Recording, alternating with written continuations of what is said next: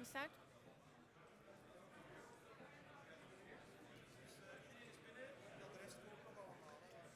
Is Galant er ook? Oeps. Oké, dan gaan we beginnen. Oké. Good morning. Good morning, everyone. Please take your seats. We're really going to start. Good morning, ladies and gentlemen, dear guests.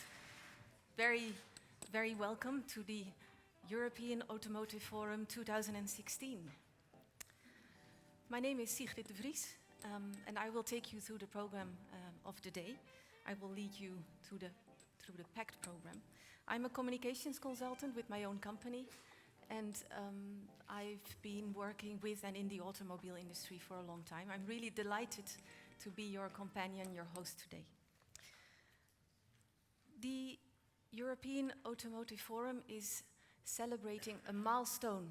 It's the 5th edition already, and we have a record number of participants. So we're really very much looking forward to the day, and we're very happy to have you with us. Organized by FEBIAC, the forum has now really established itself as the biannual platform for exchange, for dialogue on everything to do with automotive industry and policy. And importantly, the forum is supported by the European Commission and also by the European Automobile Industry Association, ACEA. Our topic today is highly relevant. Connected cars, connected vehicles, connectivity is big, it's hot, and we've seen plenty of news reports only in the last few days about new cooperations, new business models, new services. And you might ask yourself, is there still a car company without equal or without a car sharing business or without a taxi service? And also newcomers in the field, they're really in demand, especially also by investors. So it's a really good time to have a closer look. Where are we with connectivity in Europe? Will all cars be connected in the future, and should they be? What does it mean for the automobile sector and for other sectors? And what is the real potential of connectivity? What are the hurdles that still need to be overcome? Are we, as some say, at a tipping point today? A series of very important and prominent speakers will shed their light here today on the pressing issues for industry and policy and legislators. So we will hear from the European Commissioner for Transport, we will hear from the CEO of Proximus, we will hear from the Dutch presidency to the EU, and we will hear also from the European Parliament. But I will not list all speakers of the day here and now. We really have a packed program, a very full program, and I will take you through it as we move through the day. And before I forget, there is a Twitter account specially launched for this event. It's hashtag EAF2016, BXL standing for Brussels, of course. So please, if you have an observation, a question, a remark, let us know by Twitter, and someone will at some point whisper in my ear and tell me about the most important and interesting tweets. So let's start. I'm looking at the organizers because due to traffic, what can I say? A number of people had been delayed. Joost, you will have to tell me. Okay, a lot of delays. So we will change the program around a bit, and we would like to start with the scene-setting keynote of today, given by McKinsey. So, Mr. Mohr, you will have the honor to open the conference, and after that we will have the opening statements of the Minister and of the Chairman of FEBIAC. Please.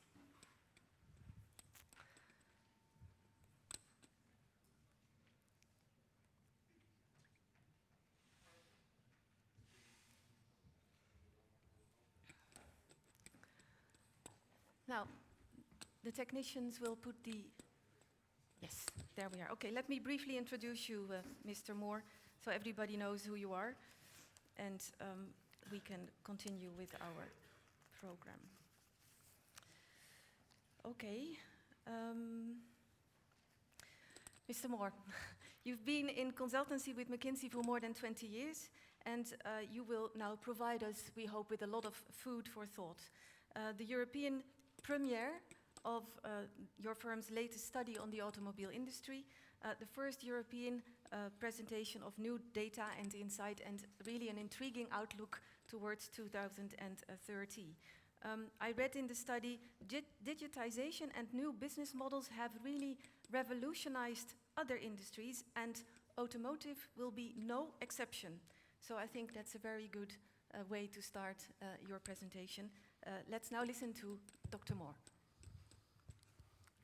Yeah, ladies and gentlemen, first of all, thank you very much for giving me the chance today to present our latest findings on the automotive industry. I'm very delighted to be here with you. This presentation is on how the convergence of disruptive technology-driven trends will transform the auto industry. Today's economies are dramatically changing, triggered by development in emerging markets, the accelerated rise of new technologies, sustainability policies, and changing customer preferences around ownership. Digitization and new business models have revolutionized other industries, and automotive will be no exception. For the automotive sector, these forces are giving rise to 4 disruptive technology-driven trends: electrification, connectivity, autonomous driving, and diverse mobility. Most industry players and experts agree that these 4 technology-driven trends will reinforce and accelerate one another, and there is general consensus that the industry is ripe for disruption. Yet, although the widespread sentiment that game-changing disruption is already on the horizon, there is still no integrated perspective on how the automotive industry will look like in 10 to 15 years as a result of these trends. We drafted 8 key perspectives on the 2030 automotive revolution to provide insights into the kind of changes that are coming and how they will affect traditional OEMs, suppliers, potential new entrants, regulators, consumers, national car markets, and automotive value chains. Some commentators argue that the automotive industry is in decline. However, we contend that growth is actually accelerating, stemming from new revenue streams, including shared mobility and data connectivity services, as well as continuing global macroeconomic growth in emerging economies. The automotive revenue pool will significantly increase and diversify towards on-demand mobility services and data-driven services. This could create up to $1.5 trillion or 30% more in additional revenue potential in 2030, compared to $5.2 trillion from traditional car sales and aftermarket products and services today. Together, these revenues could accelerate annual automotive industry growth to 4.4%, up from about 3.5% in the last 5 years. Connectivity and later autonomous technology will increasingly allow the car to become a platform for drivers and passengers to use their transit time for personal activities, which could include the use of novel forms of media and services. The increasing speed of innovation, especially in software-based systems, will require cars to be upgradable. As shared mobility solutions will shorter life cycles will become more common, consumers will be constantly aware of technological advances, which will further increase demand for upgradability in privately used cars as well.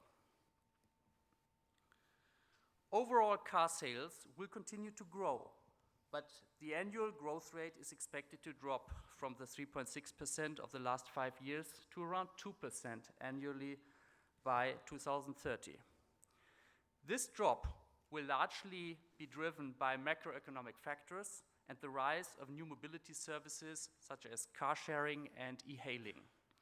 A detailed analysis suggests that dense areas with a large established vehicle base are fertile ground for these new mobility services, and many cities and suburbs of Europe and North America fit this profile.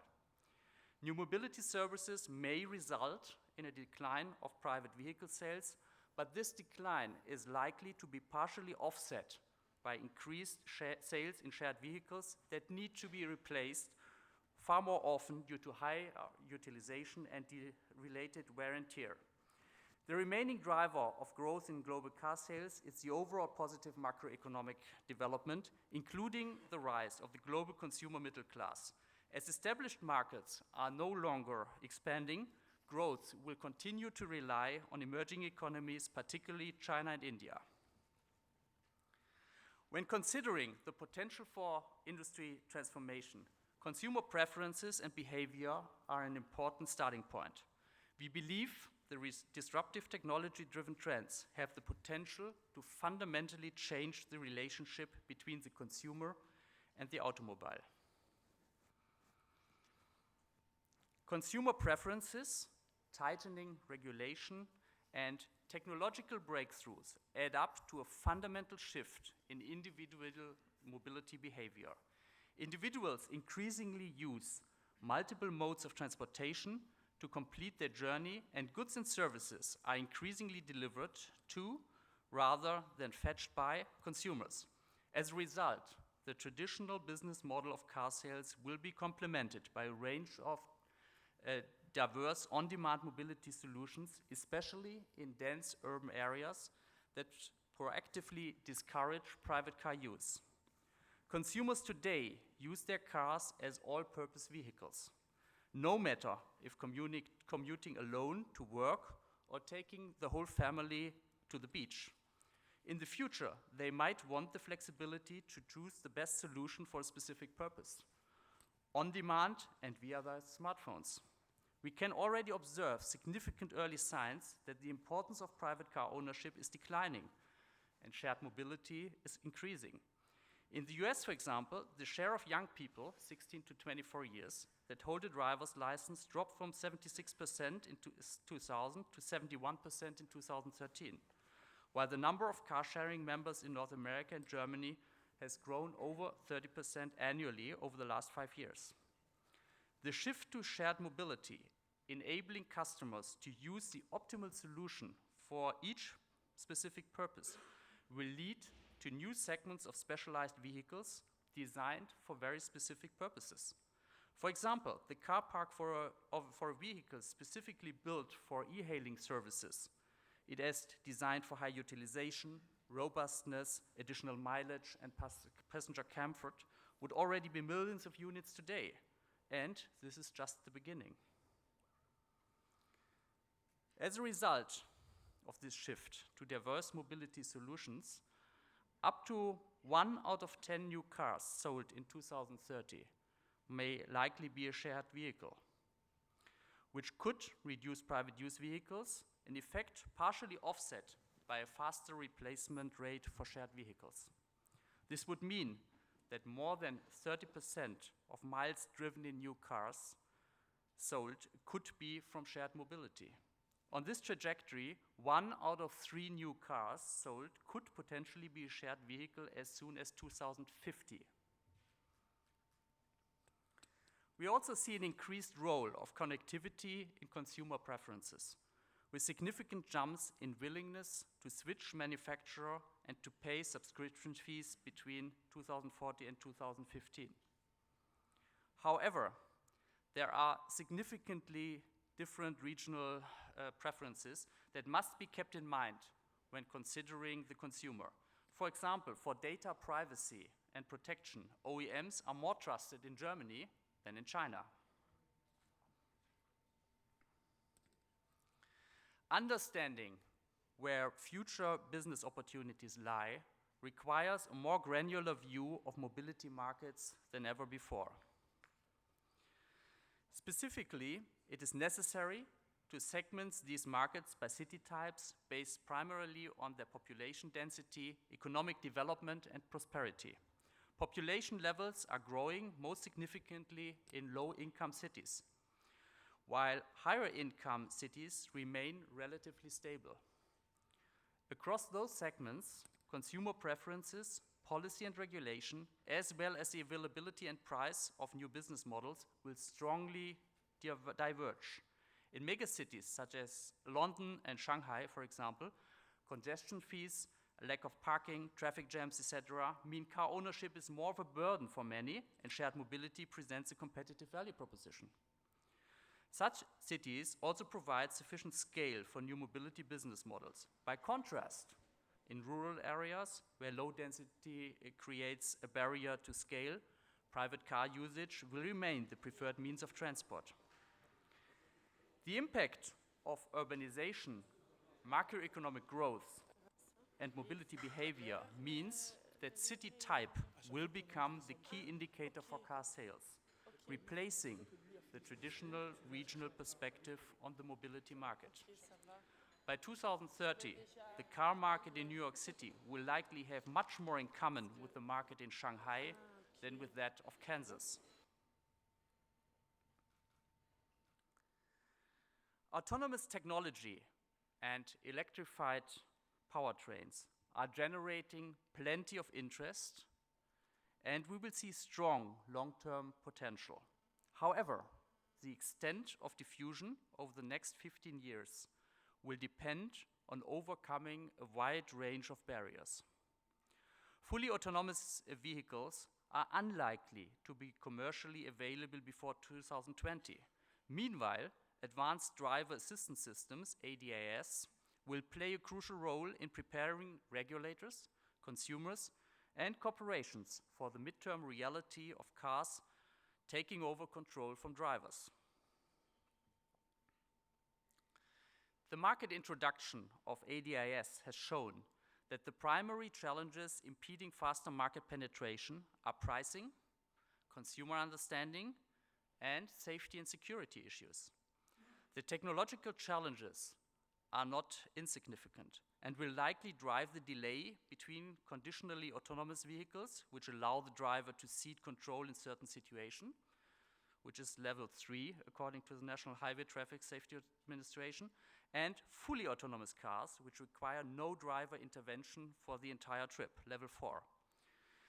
Tech players and startups will likely play an important role in achieving this level of technical complexity. Regulation and consumer acceptance represent additional hurdles for autonomous vehicles. However, once these challenges are addressed, autonomous vehicles present a tremendous value offering for consumers, e.g., ability to work while commuting, convenience of using social media, or resting while traveling. A progressive scenario could see 50% of passenger vehicles sold in 2030 being highly autonomous and 15% being fully autonomous. A granular view is also required when considering penetration of autonomous technology, as it will be unevenly distributed. Authorities making bold moves could mean 100% in some cities. Singapore could be a likely candidate for that. Stricter emission regulations, lower battery costs, widely available charging stations, and increasing consumer acceptance will create new and strong momentum for penetration of electrified vehicles, hybrid, plug-in, battery electric, and fuel cell in the coming years. The speed of adoption will be determined by the interaction of consumer pull, partially driven by total cost of ownership, and regulatory push, which will vary strongly on the regional and local level. Hence, in 2030, the share of electrified vehicles could range from 10 to 50% of new vehicle sales. Adoption rates will be highest in developed, dense cities with strict emission regulations and consumer incentives, like tax breaks, special parking and driving privileges, discounted electricity pricing, etc.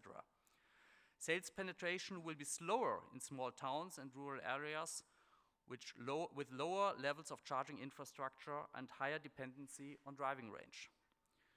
Through continuous improvements in battery technology and cost, those local differences will become less pronounced, and electrified vehicles are expected to gain more and more market share from conventional vehicles. With battery cost potentially decreasing to $150 to $200 per kilowatt hour over the next decade, electrified vehicles will achieve cost competitiveness with conventional vehicles, creating the most significant catalyst for market penetration. Advances in charging technology, range, and awareness will further improve the customer value proposition. At the same time, it is important to note that electrified vehicles include a large portion of hybrid vehicles, which means that even beyond 2030, the internal combustion engine will remain very relevant. While growth in the revenue pool may be accelerating, the traditional industry boundaries are shifting, changing the rules of the game. While markets such as mobile handsets have recently experienced significant disruption, the automotive industry has not seen fundamental change in recent decades. For example, over the last 15 years, only 2 new players have appeared on the list of the top 15 automotive OEMs, compared to 10 new players in the handset industry. A paradigm shift to mobility as a service, along with new entrants, will inevitably force traditional car manufacturers to compete on multiple fronts. Mobility providers like Didi Kuaidi, Uber, Zipcar, tech giants like Apple and Google, and emerging OEMs like BYD, Tesla, increase the complexity of the industry's competitive landscape. Didi Kuaidi is the e-hailing ride-sharing trip app in China. Didi Kuaidi facilitates 3 million rides a day, compared to Uber's 1 million drives per day. While emerging manufacturers take a share of new vehicle sales, established suppliers will increasingly capture a larger portion of the vehicle's total value. As tier 0.5 suppliers may move to provide more complete vehicle subsystems, they will even establish their own touchpoints with the end consumer to further capture after-sales mobility spend. Traditional automotive players, who are under continuous pressure to reduce cost and become more capital efficient, will feel the squeeze. This will likely lead to shifting market positions in the evolving automotive and mobility industries, and may even lead to consolidation or new forms of partnerships among incumbent players. In another game-changing development, software competence is increasingly becoming one of the most differentiating factors for the industry.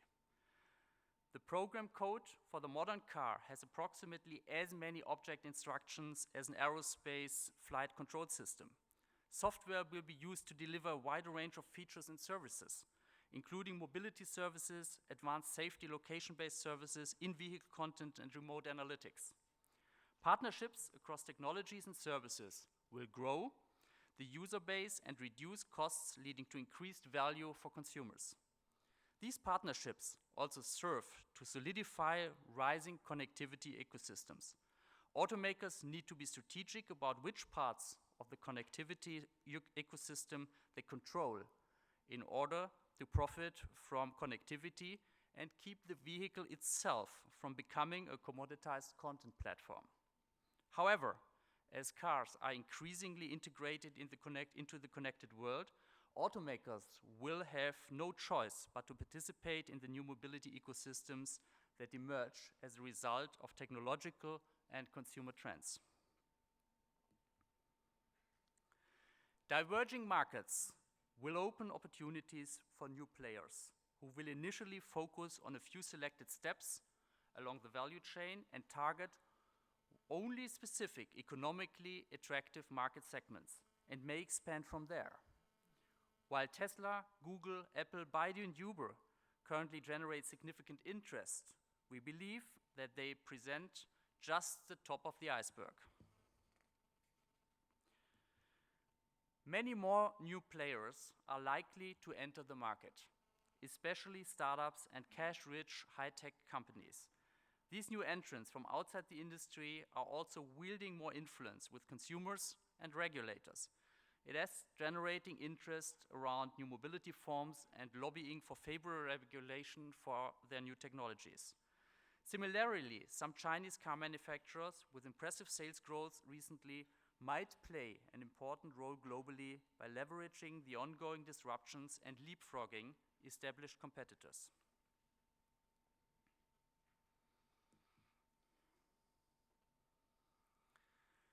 Total revenues from personal mobility will accelerate by 2030, but shifting markets and new technologies ensure that future automotive growth will be more granular than in the past. Growth across the traditional markets and segments is no longer a given. Automotive OEMs will need to capture growth from a variety of sources, such as mobility in dense cities and recurring post-sale revenue streams. With the emergence of non-traditional revenue channels, ownership of the mobility value chain has the potential for disruption. This also means that automotive incumbents cannot predict the future of the industry with certainty. They can, however, make strategic moves now to shape the industry's evolution in order to get ahead of the inevitable disruption. Incumbent players should implement a four-pronged strategic approach. Prepare for uncertainty. Success in 2030 will require automotive players to anticipate market trends sooner and to explore new mobility business models and their economical and consumer viability. In order to do that, they need to proactively analyze consumer preferences and need to be aware that there are more similarities across city types than across regions. They also need to pay close attention to the changing demographics in key markets, especially the increasing urbanization and the volatility of the emerging economies, which make it difficult to predict sales beyond 2020 in markets like China. A sophisticated level of scenario planning and agility is required to identify and scale new attractive business models. Second, leverage partnerships. We see industry evolving from competition among individual players towards new competitive interactions, but also partnerships and open, scalable ecosystems. OEMs, suppliers, and service providers need to form partnerships across and beyond the industry.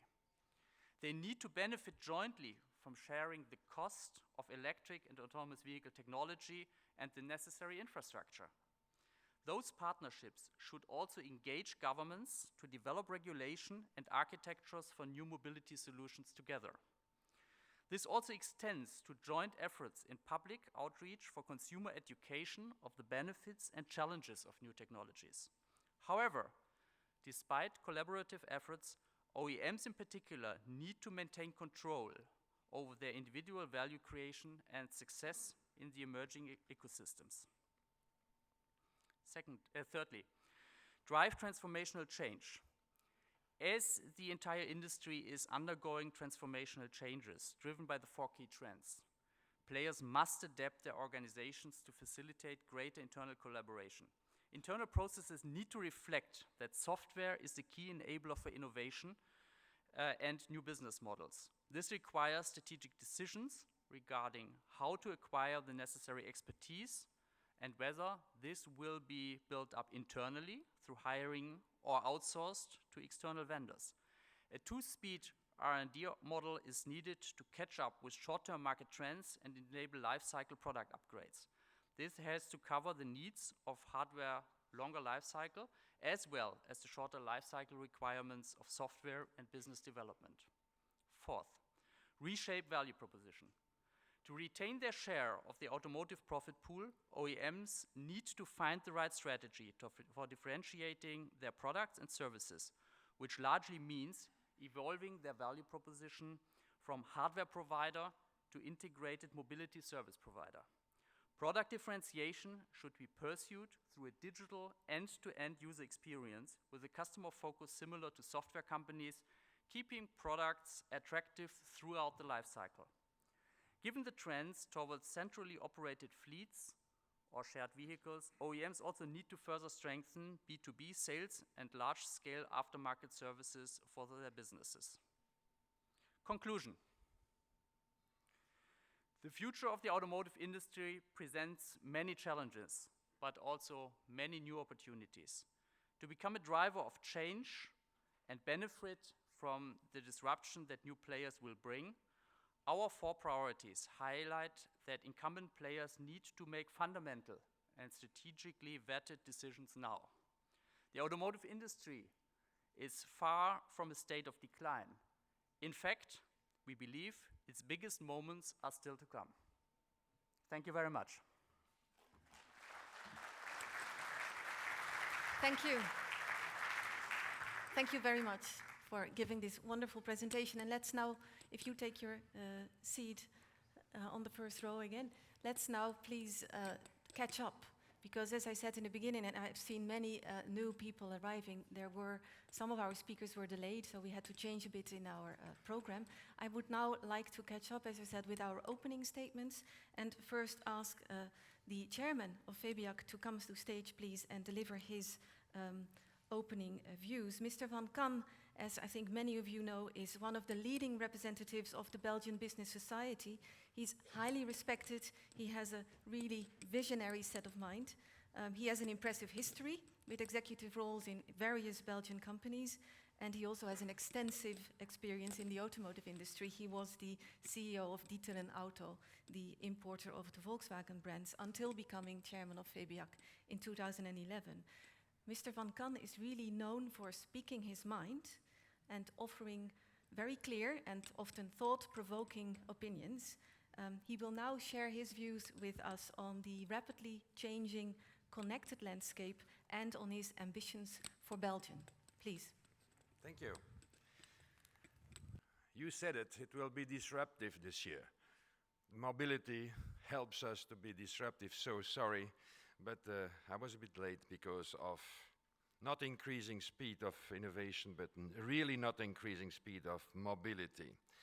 So, Madame la Ministre, dear Mr. Commissioners, dear officials of the European Commission, dear members of the European Parliament, dear members of the permanent representations and representatives of the European Council of Ministers, dear members of Belgian governments, parliaments, ministries, regulators, dear participants and friends of the automotive and technology world. So I'm very happy and certainly very proud to welcome you all here in this 5th European Automotive Forum. I wish you all a very happy new year. It's still time. An interesting year. And maybe, like I said, a disruptive year. Do we indeed live in a disruptive world? Can mobility for us and for the generation Y and Z happen without data, without technology? So this forum will, I hope, provide us with at least some answers. Connected cars is not a buzzword. It's a hard reality, as it is today with internet, with social communication, mobile communication, all the apps that we daily use or even sometimes abuse. Traditional business models are being shaped and put into question. We heard it. Data is the new gold, and I would say in our industry maybe the new oil, even if it's not very expensive for the moment. Market players such as OEMs, importers, suppliers, dealers, and users are undergoing a dual revolution, a marriage with the technology sector and a marriage also with the energy sector. Let's hope a win-win for all. Smarter mobility, increased safety, more comfort, and a better use of energy sources, of course, sustainable energies. The 10 priorities of the Juncker Commission focus on areas such as jobs, growth, innovation, digital agenda. We in the automobile industry, we can and we will deliver. Look at the turnover generated by the automotive sector. This represents 6.3% of the European GDP. The auto industry is the largest private investor in research and development in Europe, investing over the 41 billion even into R&D. Look at 12.1 million people, or 5.6% of the European workforce who are employed in this sector. So during the European Automotive Forum today, we will also see the tangible results of our contribution to stay truly competitive in this disrupted economy. However, the cost of this regulation will certainly be high. So Fabiac pleads for a win-win approach between our industry and the policymakers. To stay competitive in an environment that is evolving at the speed of light, we really need a fair deal with supportive, predictable framework, need for regulatory lead times. In this case, I will argue for a long-term statement, taking as example the famous autonomous car, a car without driver. This will be reality, or really on the market, you said it, in 15, 20 years. But in order to reach this goal, we do have already to start not tomorrow, but today. So at least European scale regulation without gold plating and without national, or even worse, interregional fragmentation. And we need a fair deal with regulation fit for purpose by open, honest dialogue through industry and politics or institutions. So let's capitalize on the potential of ICT, telecoms, to enhance our mobility, our safety, and also environmental impact. Just one example. Belgium will introduce the road charging scheme for heavy-duty vehicles as of April this year. You may have seen the dedicated infrastructure on our highways. So this high-tech data capture system and the connectivity in our cars is really a true asset. So imagine, and this is what Fabiac asks, 100% of all vehicles in 2020 should be on the system of intelligent road charging. Intelligent because this system will take in account emission, driven mileage in function of time and place, and will so contribute, we hope, to a better, safer and environmental friendlier mobility. But imagine so, Belgium will as such, in a kind of B effect, be the first country with a 100% connected car park, enabling an exhaustive data collection out of 100% of the vehicles on the road, with all positive consequences on intermodal shift, road safety, traffic, parking management, insurance, plus all other direct or indirect benefits. So, ladies and gentlemen, this is really, I think, disruptive, but positive disruption.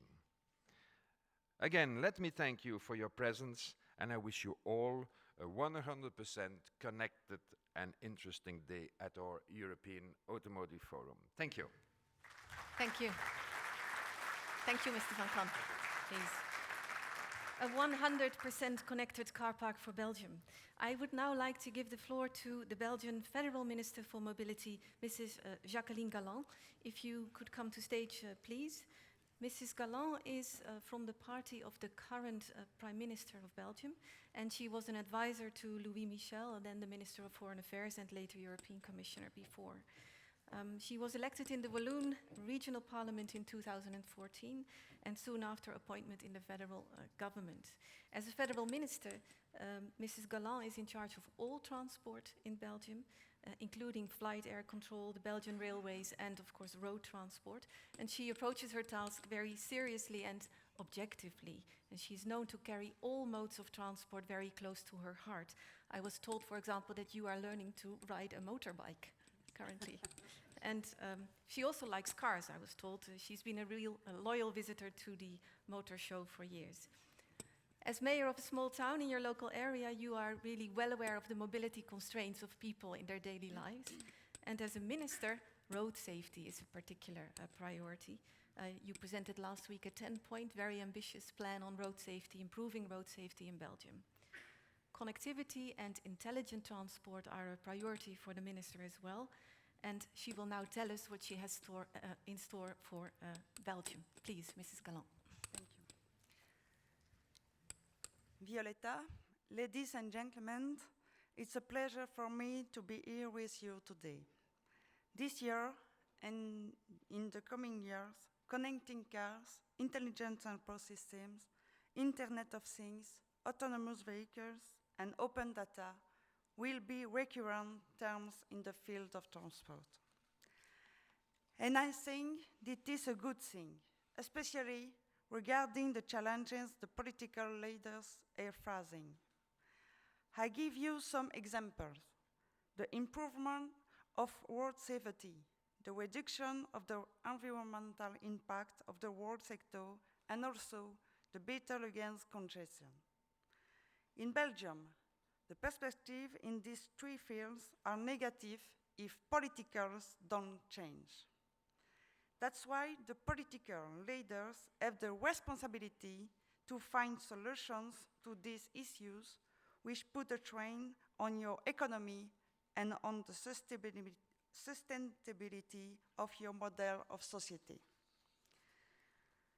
The technological evolutions are a way to reach a goal ambitious. They prove to be so promising that all the actors of the sector concentrate an even bigger part of their resources to search reliable and greener solutions. This forum gives me the opportunity to tell you what will be the main guideline of my ITS development policy this year. The message that I want to deliver today is mainly structured around three issues. First, we want to promote a level playing field to European level. This means that Belgium will not take specific regulation regarding ITS. We will not do gold playing in this matter. I prefer a more concrete, more flexible and more evolving approach. That's why, for instance, I also launch a code of practice that will establish in a detailed and simple way the procedure and minimum requirements for releasing tests on intelligent vehicles in Belgium. By drawing inspiration from the English model, we also show the private sector your determination to be guided by the best practice in order to drive things forward. In 2015, I repeat that the tests on autonomous vehicles were welcome in Belgium. This year, I want to go a step further with this code of practice. At the same time, Belgium will continue to be active and to support regulatory innovations on the European level. For example, in the technological group, a discussion is taking place to adapt the definition of drivers in the text of the Vienna Conventions. Secondly, Belgium will soon launch a roadmap for ITS deployment.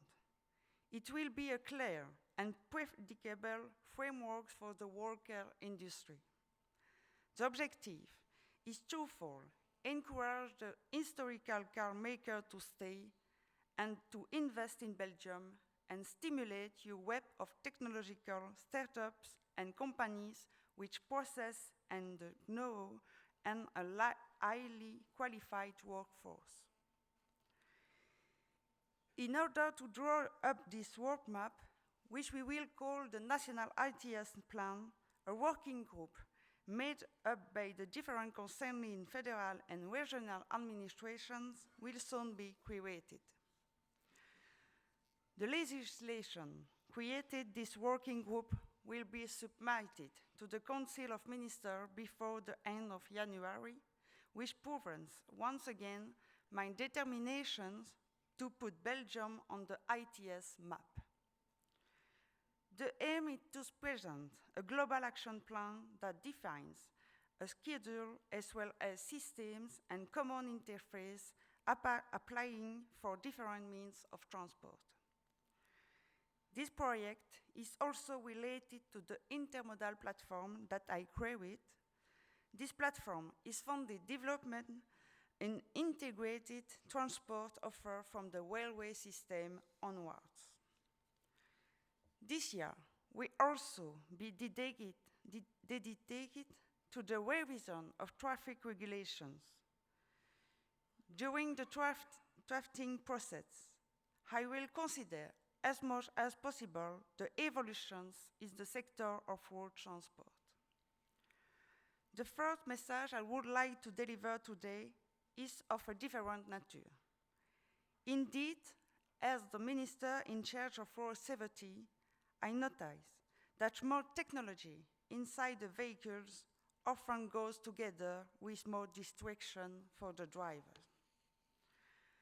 The latest study by the Belgian Institute for Road Safety shows that distraction causes more and more road accidents in the same way as an excessive speed and driving under influence. Tomorrow's car will still be a car and not a driving smartphone. As car makers, supplies, and telecommunications companies, it is also your duty to guarantee that the technologies will be positive for road safety and not the opposite. Finally, I would like to make the following remarks. Some of you may think that the political leaders are not going fast enough to ensure the deployment of intelligent transport systems. I know there are opinions and remarks. For example, the public authority should make public data available. Also, they should create a legal framework for a mobility budget. Or they should finance the centers for the development for equal, etc. You are right to some extent, and I am working on it together with my colleagues. However, at a time of restricting public resources and of facing many social and political issues, the government also has to consider the level of public spending.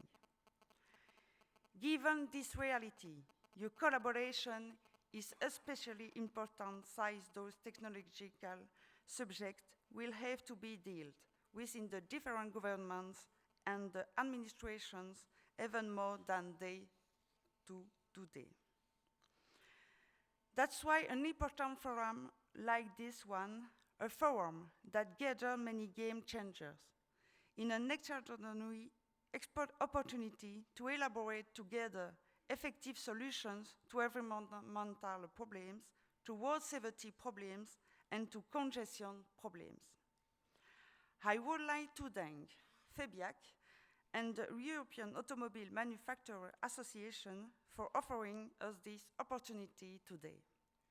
To conclude, little by little and step by step, we come closer to the most important change of the last decades for the car industry.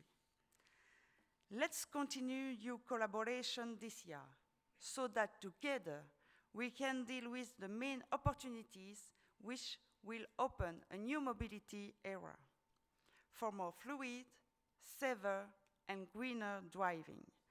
I wish you all the best. Thank you for your attention.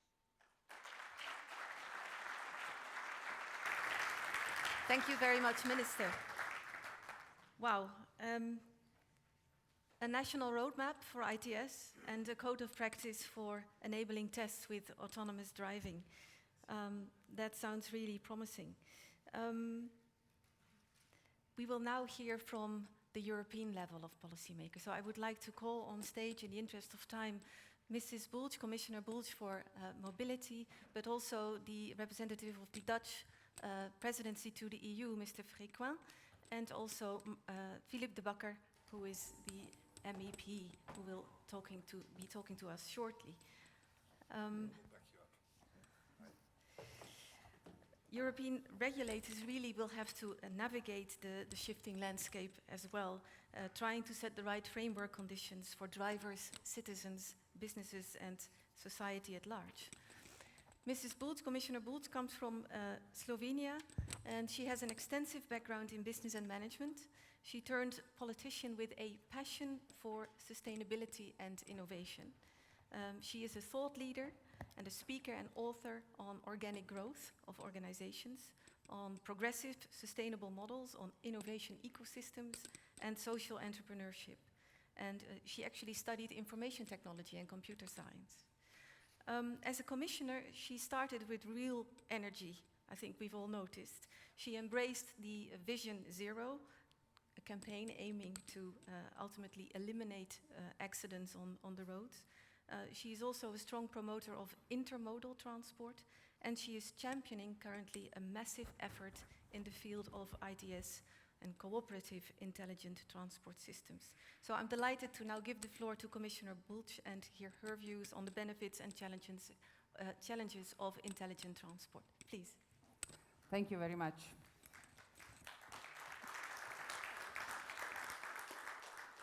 Thanks a lot. It is a privilege to be here with you, and I'm really happy that we have events like this because they really bring together, as it was already said at the beginning, on one hand policymakers, on the other hand industry, and all actors that really matter in order to move forward in a more smarter and more people-oriented mobility. But what I'm inviting you into, and I hope and I believe when I see people that are here today that this is possible, is that you look at each other not from a predisposition of silences, but you look at each other as people who are really interested in making a positive change, and listen to each other, sparkle each other, and really inspire each other in order to find a solution that is holistic, that can really move us forward together. Because if we move forward individually, we're causing more negative disruptions than positive ones. But if we really can hear each other and are willing to build on the vision of each other together a new, holistic, coherent vision, then I have no doubt that EU will remain the best place to live in on this planet Earth. So, along these lines, when we see each other with heart and with inspiration, we're also going to help each other to remove all possible fears that are always related when we speak about new. Yeah, we always have a little fear, but together we can help each other hold a space that we can overcome that. Us as policymakers, because we want to make sure that the policy, the frameworks, the standards that we are proposing will really serve the development. And of course you that are investing in new technologies, and of course you want to make sure that these investments really deliver the created value, new jobs, growth, and that keep you in the leading seat. So, this is what I see this kind of events and conferences for. It's a platform to bring us together, to connect us, to ensure that we move together ambitiously, that we pull each other forward, not backwards. And of course, digitalization is no longer a choice. So this topic is something that is so integrated in our daily lives already that it's our duty, but also excitement to really seize it and build on it and make sure that it delivers what we need for a better society and for a business success. It is about value creation. And this value has many dimensions, but it is about value creation. So the motive that we are putting ourselves in is to create value through driving connected cars into the future. And I can see that. I can see in a change of business models that are emerging out of this connecting mentality. And this is something that I'd like to share with you that is part of my past, and it is so inspiring. In my previous capacities, I studied and worked in Silicon Valley for several years. And I was part of the internet shift, as part when internet was still a disruptive technology. And at that time, if I compare the telecom world, which was rigid, it was very point-to-point mentality. It was very circuit-oriented mentality. If I take a look, what were the elements that really made internet technology a success? You will probably recognize the same words. First of all, efficiency. The TCP/IP-based internet networks brought a much bigger efficiency into an infrastructure, yeah? Because it was no longer dedicated, but it was shared. So the concept of efficiency and sharing, does it ring the bell? Yeah? The next one was the ability to access data. That was so exciting because all of a sudden, millions and millions of people were able to access data. Does it ring the bell?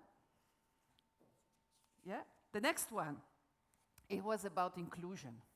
It was about to bring on board whoever wants to be part of the creative process and thinking. Does it ring the bell? Yeah? So shifts have a very similar elements no matter where and when they appear.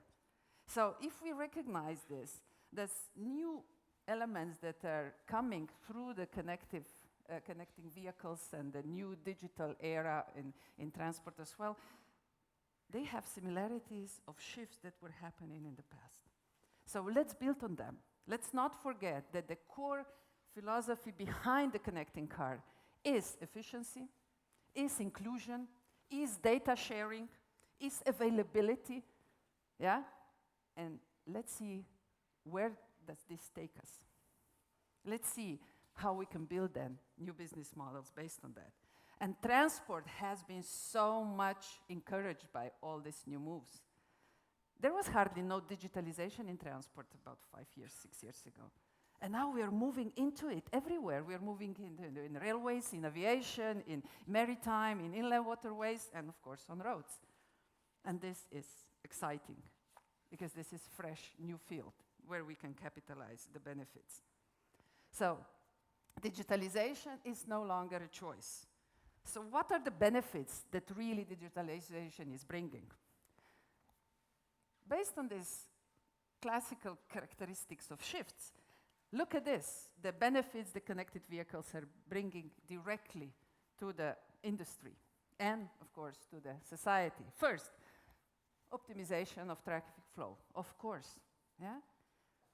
This is one important element because we are very conscious about resources. The second one, resource efficiency transport that is as a consequence of optimization. The third one, safety. By all means, the minister, she really addressed this well, and Belgium took a new step towards making sure that we manage our roads better. Every life lost is a huge failure for us. And yes, I have a very ambitious goal. I want to have 0 fatalities on European roads.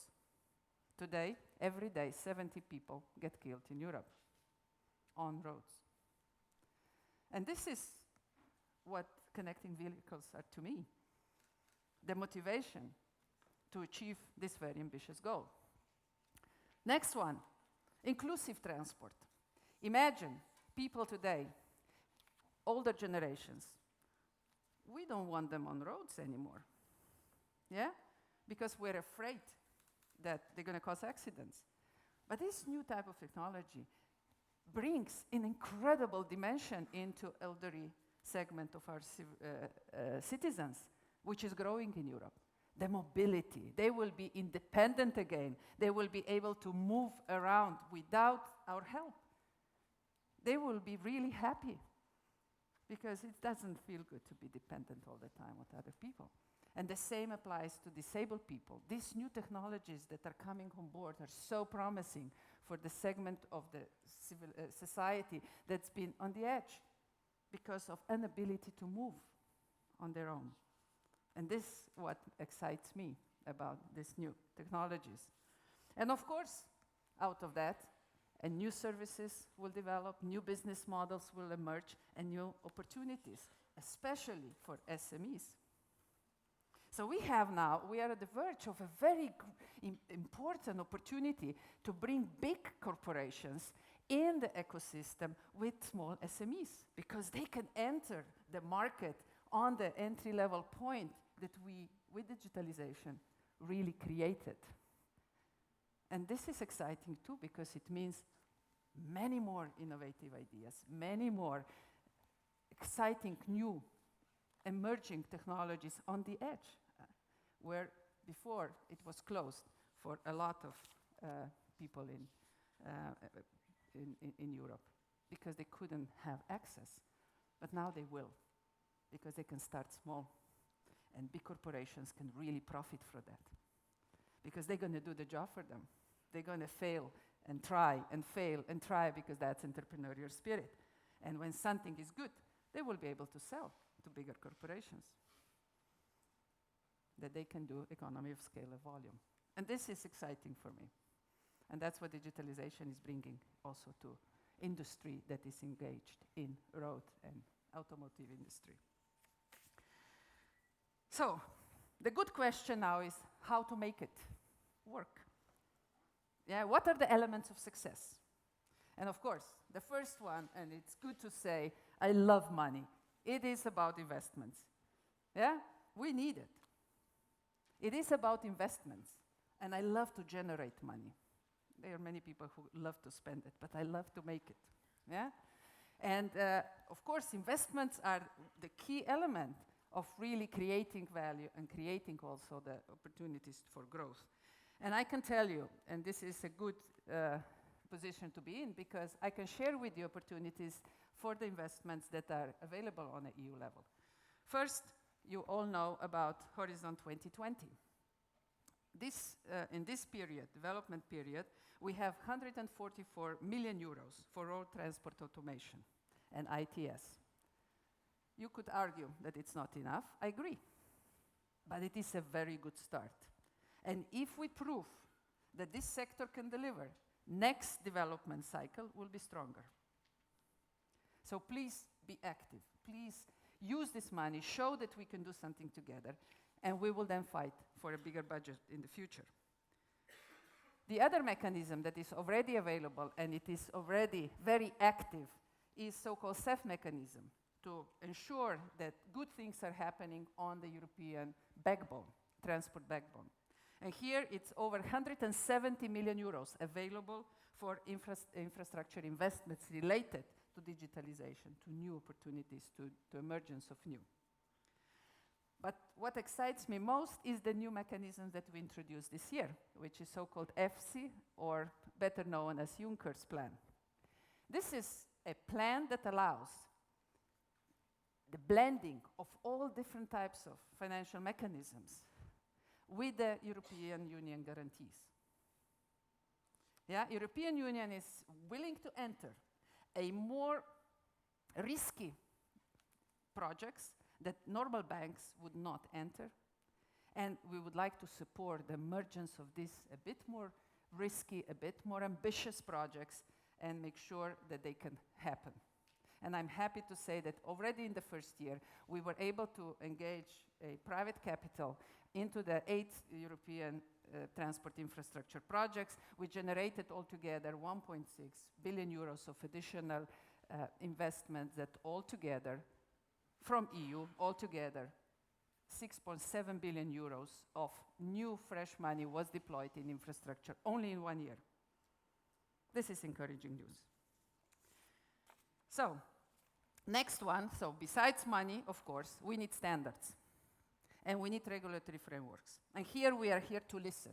In order to ensure you, industry, to be successful, to create economy of volume and scale, you need standards. Please talk to us. Be very aggressive in this. Tell us, where can we standardize? Where can we create this infrastructure that you can be successful in? And of course, the frameworks. And we are dedicated, this commission, to simplify frameworks. I know that you've heard this many times, but please help us to understand where the simplification has to come from. Don't allow us to decide that. Yeah? That's why it is really important that you already know where you can engage. First, we have a very strong initiatives in DSM, Digital Single Market. And then ITS Directive, you probably know. And there are other additional instruments where you can already engage and be very active. Just to give you a few information, the ICT platform will adopt a report, and that's going to be this month in January, with a recommendation, very clear recommendation, where to go further, and we work with you. I hope you were active already. But these kind of pushes will be happening in the future, so be engaged. Don't think about us only about boring administrators. We are here to serve you, but we need to hear you. Otherwise, we do things our own way, and you might not like it, because we want to work as well, yeah? We want to get engaged. So make sure that we hear you. The other initiative is Gear 2030, that groups and continue encouraging the dialogue with the industry and on automation. The third important element is acceptance. Let us not forget about the importance of changing the behavior and to build the confidence in connected vehicle, in cybersecurity, in data protection. And here, these elements we need to address together. The fourth important element is access to data.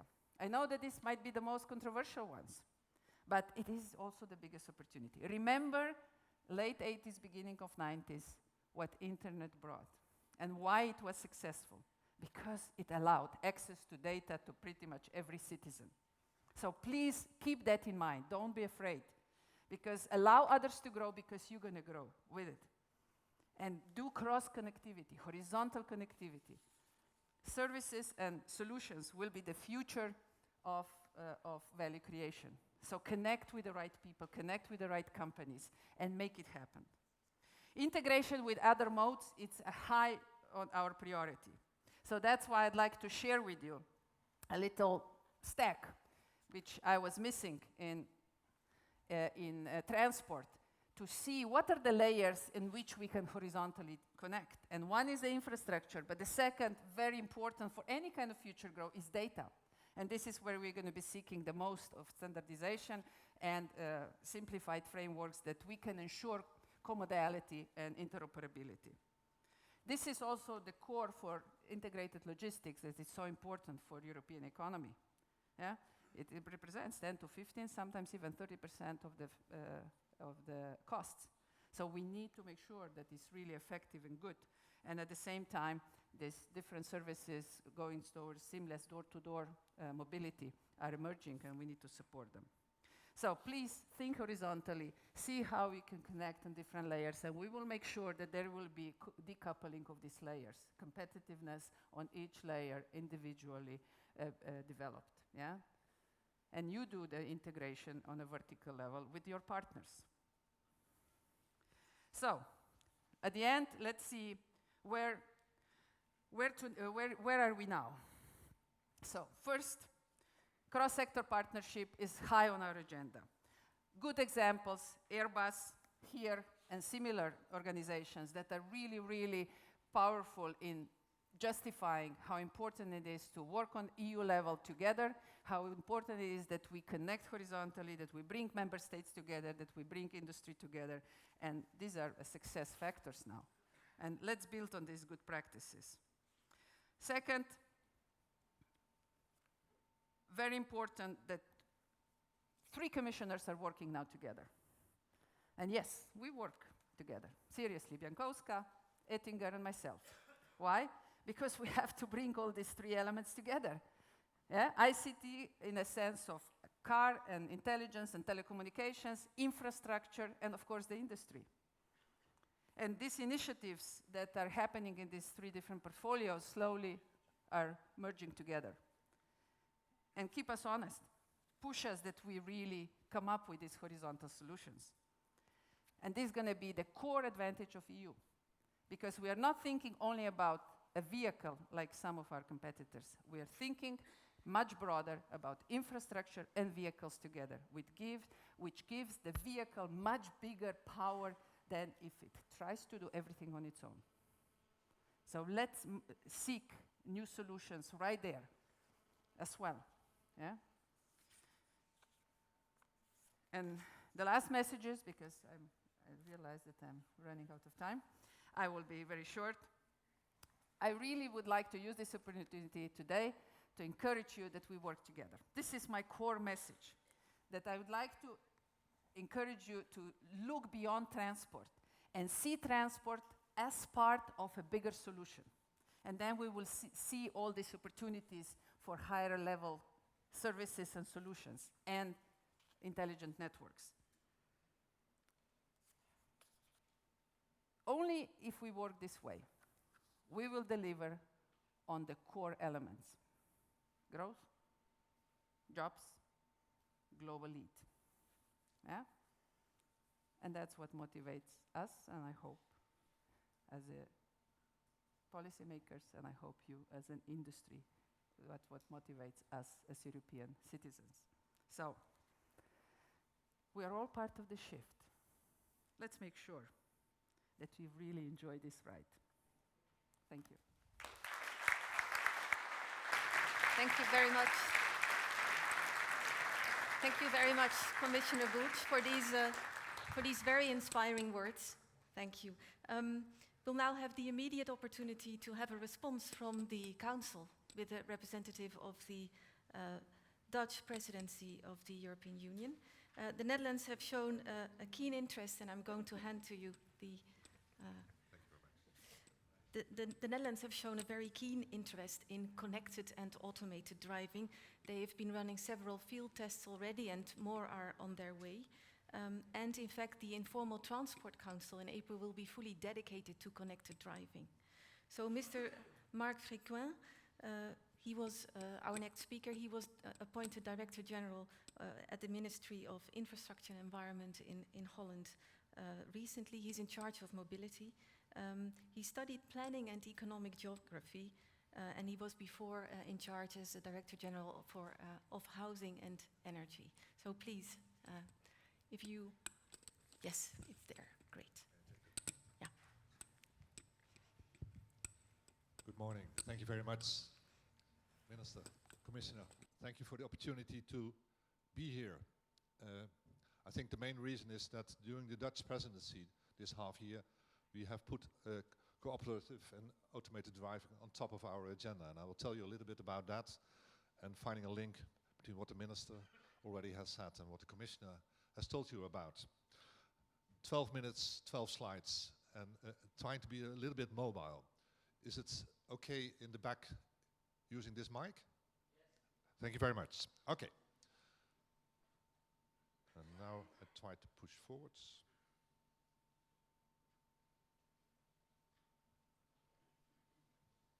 Yes, I got it. First slide. Two things I want to share with you. It's about change and it's about cooperation. I start with this one. We are sure things will change and we are uncertain what will happen. I'm not sure how the car in the future will look, but we are sure. I was walking around at this automobile show. I got lost, by the way, in a couple of halls before I found this room.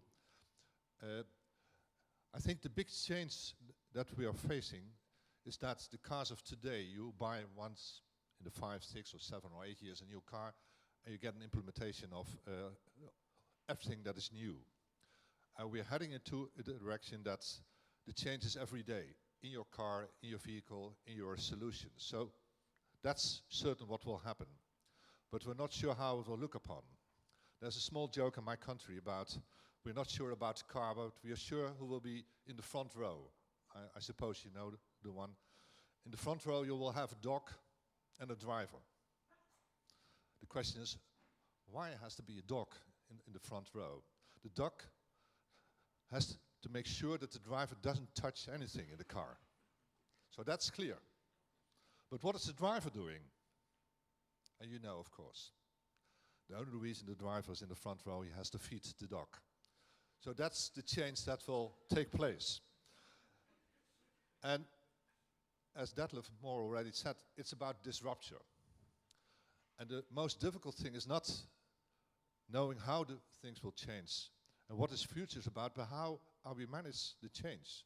And the Commissioner has told quite a lot, and I'm supportive of what you have said, Commissioner, about what is difficult. But the most difficult thing is disruption. It's about who is doing what. It's about how to cooperate and be competitive in the same time. That's difficult. And we're talking about uncertainty. And yes, as the Commissioner has told, it's about data. In my ministry, we have a lot of data. How to share that with the companies and the industry? The industry has a lot of data. So how we manage data sharing? How we tackle privacy issues is already on top of our agenda in the Netherlands, trying to head into the direction of autonomous driving. It's about how to link infrastructure solutions on the one hand and car solutions on the other hand.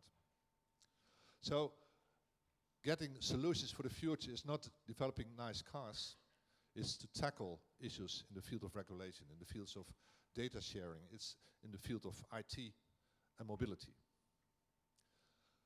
Why are we doing it? I can be quite short, for the Minister and the Commissioner have already told a little bit about it. What is driving the Netherlands, putting this on top of our agenda? 90% of all accidents in the Netherlands is caused by human errors. In this field of solutions, we can tackle that. I'm not sure, Commissioner, if we'll manage no accidents. Is that during your period? Oh, no fatalities. Okay, sorry. Yeah, the biggest part of our fatalities are in biking, by the way, and not in cars in the Netherlands. But we try to get new answers. We try to get new answers in the field of emissions, reducing the amount of energy that can be used. So in this field, we can reduce, we think at the moment already, for 15%. We have a lot of traffic jams in the Netherlands, and I found out this morning in Brussels as well. Thank you for the experience, by the way. It's always a pleasure to be here. But we try to reduce the number of traffic jams. That's one side of the field. And the other one is about giving impulse to economy, to get new industrial activities, to find new solutions. The Commissioner has explained that rather well. In a lot of countries, and thank you, Minister, Belgium is very active. These are pictures from UK and Sweden and Germany and the Netherlands. And by the way, this is my minister. And I try to be helpful. And this is the first time I saw a politician take her hands off the steering wheel. That's almost impossible in the field of politics. So this is absolutely a joyful moment for me to show my first minister who is willing to take her hands off and to be out of control. And she's doing rather well. And she will show that in April when we have automated driving on top of our agenda. So it's about cooperation, change and cooperation. Remember the 2 words. And I'm very glad the Commission is very active, DG Grow, DG Move, but also the other commissioners are joining forces, and we need that. And it's about how to join forces between industry, member states and Commission. And that's what it's all about during the Dutch presidency. And then we try to tackle the uncertainty I explained. How to move in the direction of data sharing, how to tackle privacy issues, how to be very active in developing new infrastructure solutions. We are doing it in the Netherlands, in the southern part of the Netherlands, creating totally new roads on the one hand, and join forces with the industry that's creating solutions in cars. That's what we want to give an impulse during our presidency. I'm also responsible, among others, for the railway system. And I'm using this example. It's a rather simple system if you compare it with car traffic. But remember, it was almost impossible to get a connection between countries using trains. Different safety regulations, different railway tracks, different systems in terms of electricity. And we are moving forward quite slowly, in my opinion, trying to give impulse. So let's not do that in this field of traffic, of cars. We created a Europe without borders. Perhaps at this moment we have a new discussion on borders, but if you want to go with your car from Brussels to Rome, or to Vilnius or Riga, it's quite easy. But be aware that if you're in this field of automated driving, you have to stop at the border. Change your system, get a new connection, and move forward. And ladies and gentlemen, we don't want borders in that sense. We got rid of them, so let's not create a new one. So it's about, indeed, standardization. It's about cooperation between industry, member states, Commission, and all other parties that are very active. That's what we want to do during the Dutch presidency. We set a date, the 14th of April. All ministers, Commission, and industry will come together in Amsterdam. We want to give a big impulse, not that everybody finds his or her own way, but to sign an agreement. We tried to make a declaration of Amsterdam, to join forces, to sign, but also to experience. For we Dutch, we hate a meeting with a lot of talking and no doing. So what we try to show how it can be done. So be aware, the 14th of April, we will try to get a cooperation between all partners. And I know we Dutch, we always try to be very active, and it's difficult to show, but I hope we will manage. For we think we need cooperation, and that's in the heart of the Declaration of Amsterdam. My last slide. It's about future. It's about the young and bright people of tomorrow. So it's about future, but I'm using the old Chinese saying, alone you go faster, together you come farther. Thank you very much. Thank you. Thank you very much for your contribution. Again, a very inspiring contribution, I would say, and I'm certain the third speaker in this political session will not disappoint us. Mr. Philippe de Backer is one of the youngest members of the European Parliament, and yet he's already in his second term. At present, he is a full member of the Industry Committee, and he was a member of the Transport Committee in the previous Parliament. As a liberal, Mr. de Backer truly believes that it's his duty, I quote, his duty to take up responsibility in the community and actively work for the society and the people that live in it. And he believes strongly in individual liberty, self-development, free market, and equal starting chances for everybody. As I said, in the previous Parliament, Mr. de Backer was a member of the Transport Committee, and he was actually rapporteur for the eCall file. And I'm sure many of you know that public eCall will become mandatory now in 2018.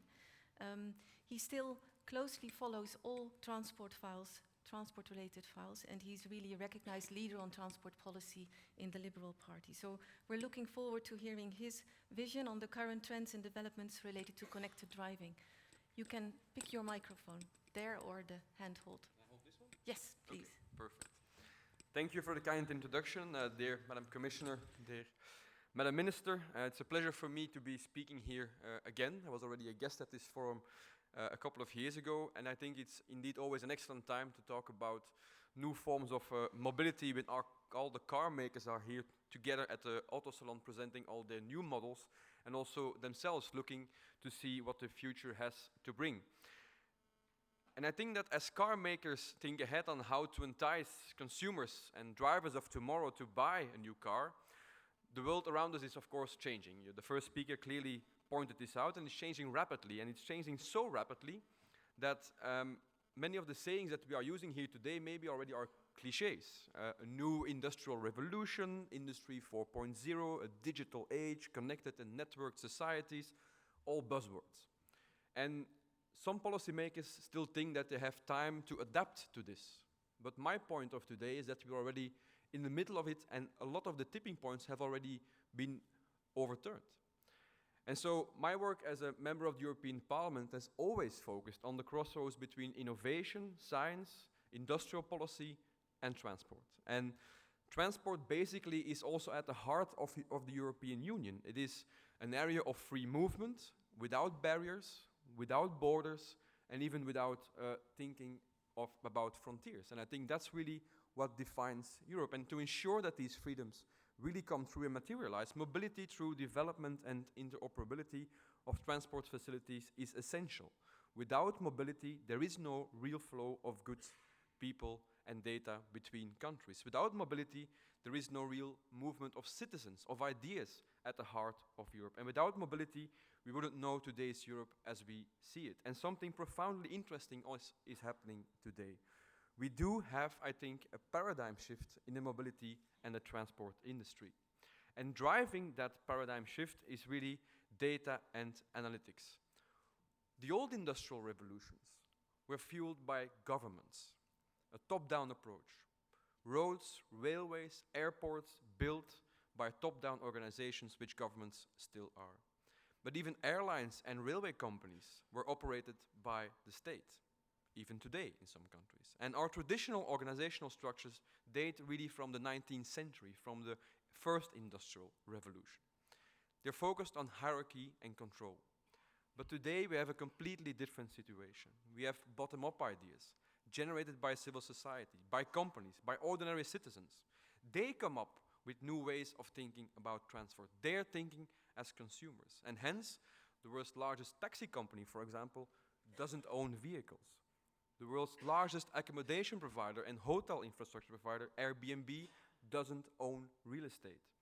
And the world's most popular media owner and biggest media outlet, Facebook, creates no content. This is a fundamental shift in how we see society. And transport, of course, is still linked to physical goods, so maybe different rules might apply here. But we have seen also here in the last couple of years that previously separate industries suddenly become complementary industries, in which totally new possibilities occur. This offers opportunities for designers, engineers, entrepreneurs to create unprecedented products and services. And these ecosystems will be incredibly dynamic. Almost daily, they will allow new products to come to the market, new services to come to the market, and also maybe, like it was mentioned before, just by updating, just by downloading, no longer passing through physical stores.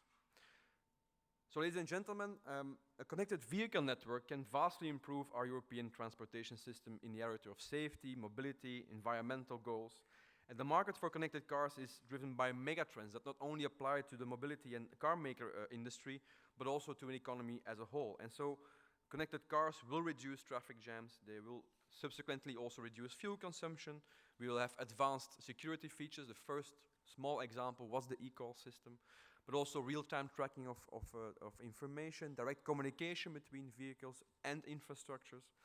And thanks to all these digital revolutions, networks are now the most fundamental driving force of the progress that we see, and everything becomes connected to everything. Transportation and information, energy are converging at a rate much, much faster than anyone imagined possible even a few years ago.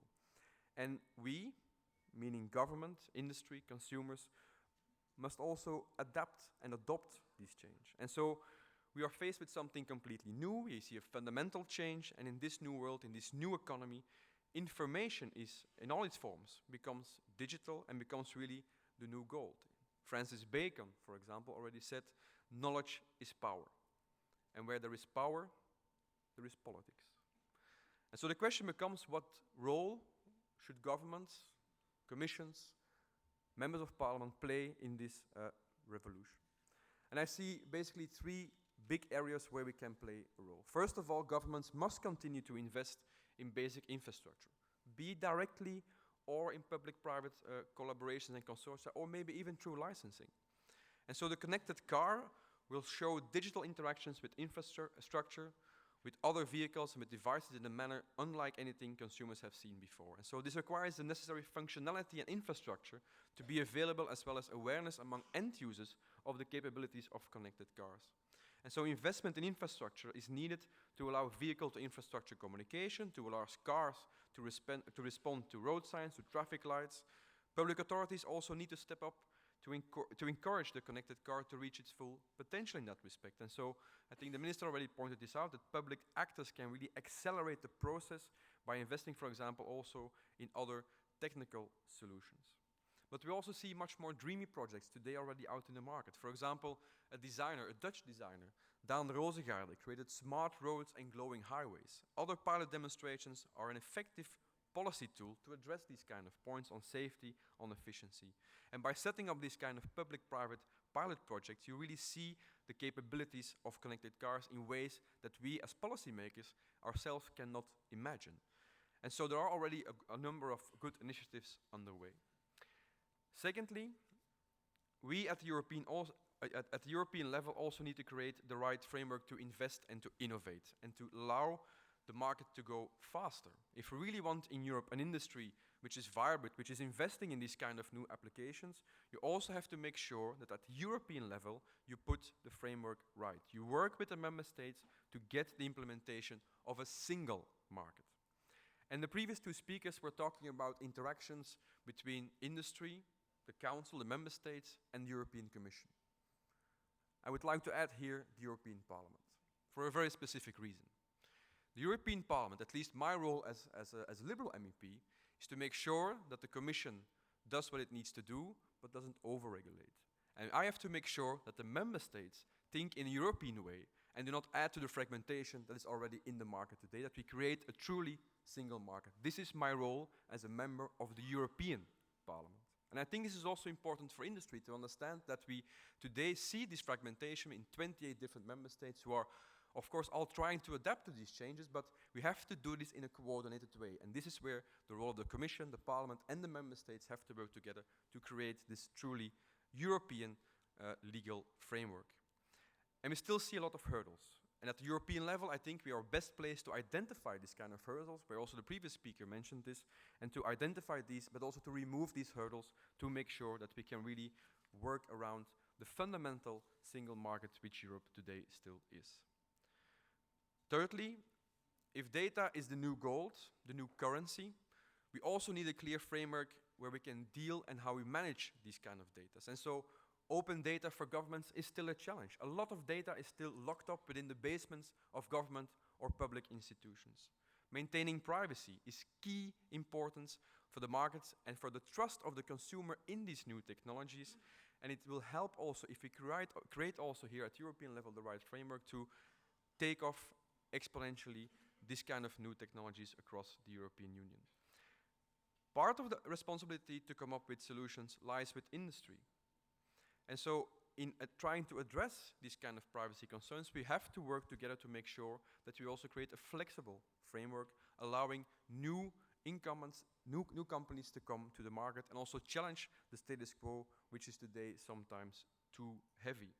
And most of technologies are also in place for every new car to know where every other new car is, for example. And so a lot of ownership discussions will also start. I'm a liberal, I believe in property rights, but in this new economy, how will property rights shift? How will we think about ownership of these new vehicles?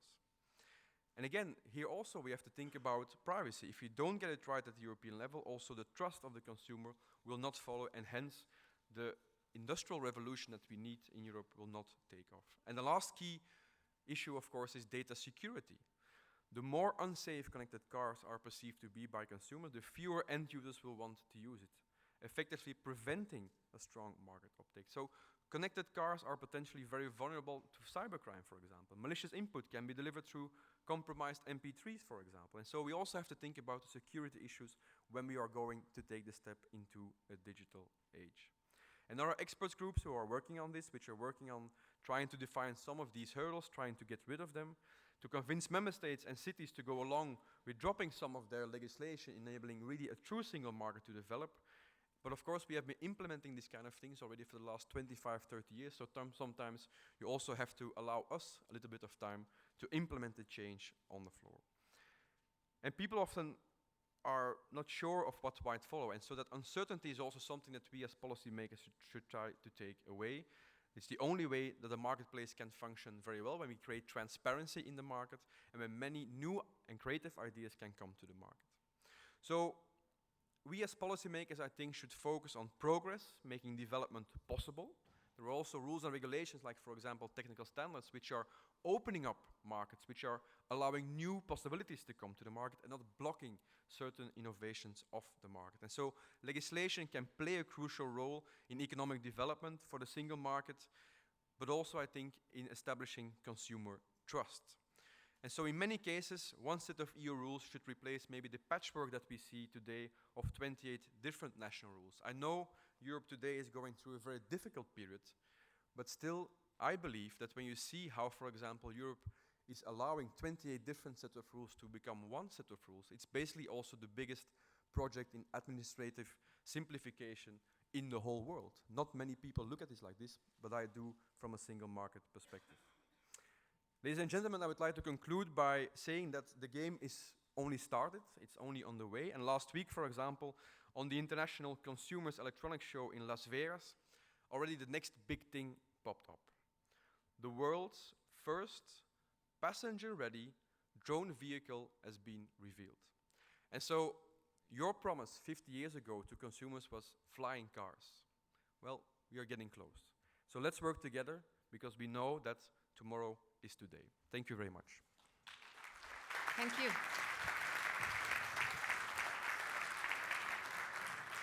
Thank you very much, Mr. de Backer. Well, what do I take away from what we've just heard? Words such as cooperation, sharing, trust, but also ambition, and most of all, working together on European level. So with that, I now invite you to take a break. I'm only giving you 15 minutes to have a coffee so we can catch up. But I hope to see all of you back soon after the break, 11:15. Thank you very much.